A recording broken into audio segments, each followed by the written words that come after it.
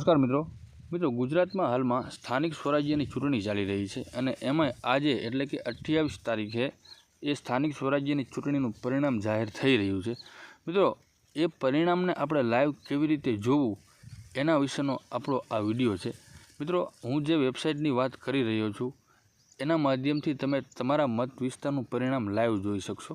યુટ્યુબની અંદર મિત્રો ઘણી બધી ચેનલોમાં પરિણામ લાઈવ બતાવે છે, પણ એમાં આપણે આપણા મત વિસ્તારનું પરિણામ જોઈ શકતા નથી। પણ મિત્રો હું જે ચેનલ મતલબ કે જે વેબસાઇટ વિશે વાત કરવાનો છું એનાથી તમે તમારા મત વિસ્તારનું પરિણામ લાઈવ જોઈ શકશો। મિત્રો કેવી રીતે જોવું એના માટેની શું વેબસાઇટ છે એ તમામ માહિતી હું આજના વિડીયોની અંદર આપવાનો છું, એટલે મિત્રો વિડીયોની અંદર છેલ્લે સુધી બન્યા રહેજો। મિત્રો આપણે વિડીયોની શરૂઆત કરીએ તો સ્થાનિક સ્વરાજ્યની ચૂંટણીનું પરિણામ લાઈવ જોવા માટે આપણે સૌપ્રથમ એક સર્ચ બ્રાઉઝર ઓપન કરવું પડશે અને એની અંદર મિત્રો એક વેબસાઇટ એન્ટર કરવાની છે જેનું નામ છે secpoll.gujarat.gov.in। બરાબર, આવી રીતે મિત્રો ટાઈપ કરી અને આપણે સર્ચ કરી લેવાનું છે।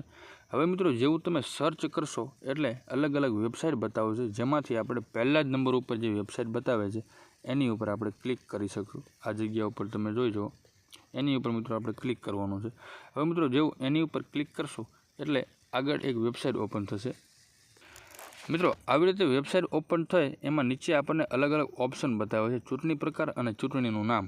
એમાં મિત્રો આપણે ચૂંટણી પ્રકાર ઉપર ક્લિક કરશું એટલે લિસ્ટ ઓપન થશે, જેમાં તમે જે તે નગરપાલિકાનું કે જે તે પંચાયતનું પરિણામ જોવા માગો છો એ સિલેક્ટ કરી લેવાનું છે, જિલ્લા પંચાયતનું કે તાલુકા પંચાયતનું અથવા તો નગરપાલિકાનું। બરાબર, તો હું અત્યારે જિલ્લા પંચાયત સિલેક્ટ કરું છું।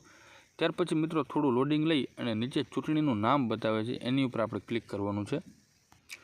એની ઉપર ક્લિક કરશું મિત્રો એટલે એક જ ઓપ્શન બતાવે છે 2026, એની ઉપર આપણે ક્લિક કરી લેવાનું છે। બરાબર, પછી મિત્રો નીચે જે આપણને કેપ્ચા કોડ બતાવે છે એ ઉપર પ્રમાણે જોઈ અને આ બોક્સની અંદર આપણે લખી લેવાનું છે।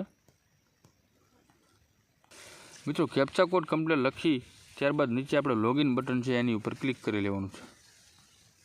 હવે મિત્રો બધી વિગત એન્ટર કરી અને લોગિન ઉપર ક્લિક કરશું ત્યારબાદ એક આવું પેજ ઓપન થશે, જેમાં આપણને અલગ અલગ ઓપ્શન બતાવે છે અને એમાં ત્રીજા નંબરમાં બતાવે છે પરિણામ। બરાબર, એ પરિણામ જે લખેલું છે મિત્રો એની ઉપર આપણે ક્લિક કરી લેવાનું છે।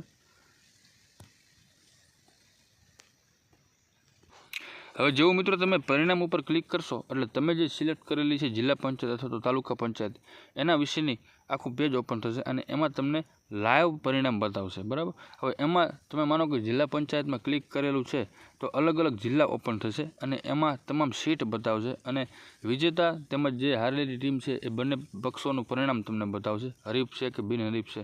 ત્યાર પછી મિત્રો માની લો કે તમે પર્સનલી કોઈ જિલ્લાનું જોવા માગો છો, તો માની લો કે હું અત્યારે સુરેન્દ્રનગર ઉપર ક્લિક કરું છું। બરાબર, તો એની ઉપર ક્લિક કરશો તો સુરેન્દ્રનગર જિલ્લાની તમામ વિગત ઓપન થશે। બરાબર, ટૂંકમાં મિત્રો આ જે વેબસાઇટ છે એ ઇલેક્શન કમિશનની ઓફિશિયલ વેબસાઇટ છે, એની અંદર તમને લાઈવ પરિણામ જે છે, લાઈવ રિઝલ્ટ જે છે એનું તમને માહિતી બતાવશે। બરાબર, હવે માની લો કે આપણે કોઈ પર્સનલી જિલ્લાનું જોવું છે તો અત્યારે મેં સુરેન્દ્રનગર ઉપર ક્લિક કરેલું છે તો એની તમને કુલ બેઠક બતાવશે।